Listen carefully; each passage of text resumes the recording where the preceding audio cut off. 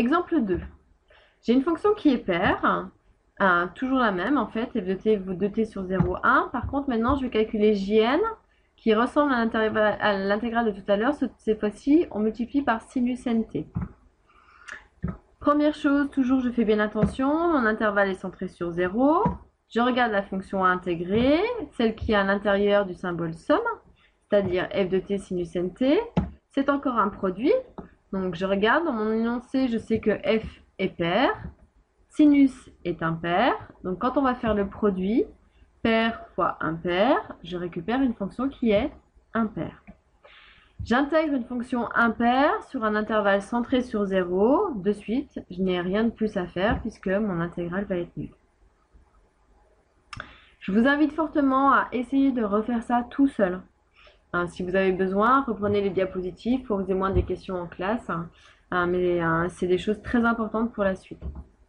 Exemple 3. Maintenant, j'ai une fonction qui est impaire, qui est périodique de période de pi, qui est définie par 1/2 sur 0pi. On ne va pas le faire maintenant, mais dans les énoncés, dans le BTS, en fait, on vous demande dans un premier temps de tracer la courbe de cette fonction. Donc on reprendra cela en classe. Nous, on va calculer déjà in qui vaut cette intégrale entre a et a plus 2pi de f de t cosinus nt. Je regarde déjà mon intervalle d'intégration et je m'aperçois qu'on me demande d'intégrer sur une longueur d'une période. Puisque la fonction est 2pi périodique et entre a et a plus 2pi, j'ai bien une différence de 2pi.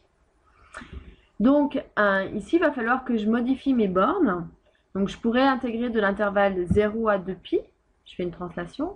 Et en fait, ce n'est pas intéressant puisque je sais dans mon énoncé que ma fonction, elle est impaire. Donc dans ces cas-là, il faut absolument centrer cet intervalle par rapport à 0. Et un intervalle de longueur 2pi centré sur 0, eh bien, c'est de faire partir de moins pi jusqu'à pi. Mon intervalle est bien centré sur 0. Je regarde la parité de la fonction intégrée, qui est f de t cosinus nt. C'est encore un produit.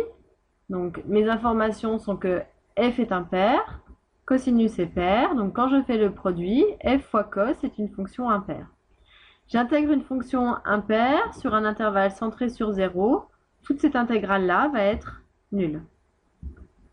Même exemple, une fonction impaire, toujours 2pi périodique, qui vaut 1/2 sur 0pi.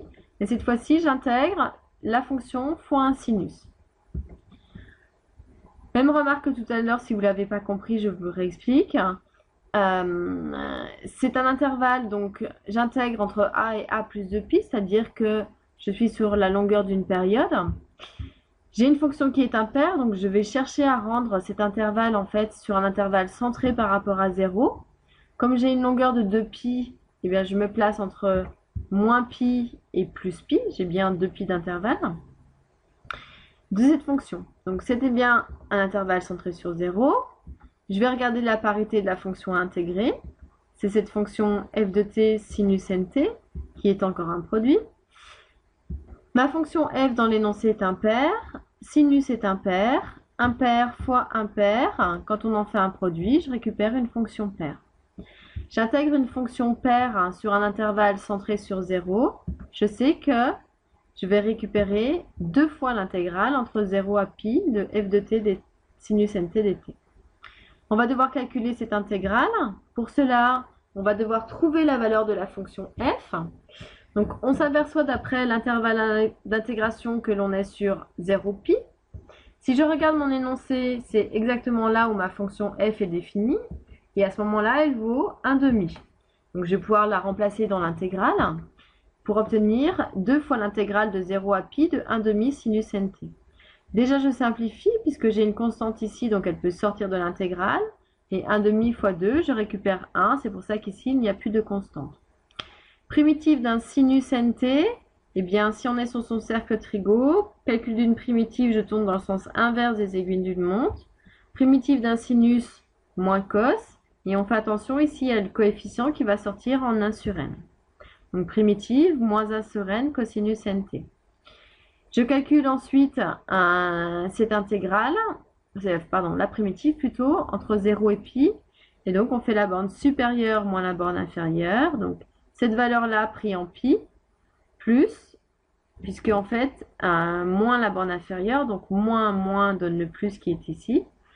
1 sur n fois cosinus de 0, mais on sait que cosinus de 0, ça vaut 1.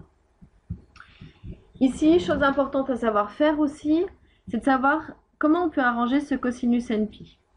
Pour cela, on va s'aider de donner en donnant des valeurs à n. Et on s'aperçoit que si n égale 0, cosinus de 0 vaut 1. Si n égale 1, cosinus de π vaut moins 1. Si n égale 2, cosinus de 2π vaut 1. Si n égale 3, cosinus de 3π vaut moins 1. C'est-à-dire qu'on s'aperçoit que si n est pair, cosinus de nπ vaudra 1. Et que si n est impair, cosinus de nπ vaudra moins 1. Et ça, en fait, on peut le regrouper en une formule en disant que cosinus nπ, c'est moins 1 puissance n. Donc, on va pouvoir le remplacer dans la formule ici et obtenir moins 1 puissance n sur n plus 1 sur n. Dans des sujets de BTS, il est demandé en fait de calculer ça de manière encore plus précise et on va vous demander de distinguer suivant la parité de n la valeur de Jn. Chose qu'on vous avait fait faire dans le BTS blanc de première année, qui serait bien de refaire pour voir si maintenant vous avez compris. C'est-à-dire que distinguer suivant la valeur de n la valeur de Jn, c'est-à-dire parité de n, on distingue suivant si n est pair et n est impair. Premier cas de figure, si n est pair, le seul moyen de calculer quelque chose dans cette formule, c'est de simplifier en fait ce moins 1 puissance n. Moins 1 puissance n, si n est pair, nous donne 1. Donc si je le remplace dans Jn, j'ai moins 1 sur n plus 1 sur n, eh bien ceci se compense et j'ai 0. Deuxième cas de figure, si n est impair, moins 1 puissance n va donner moins 1.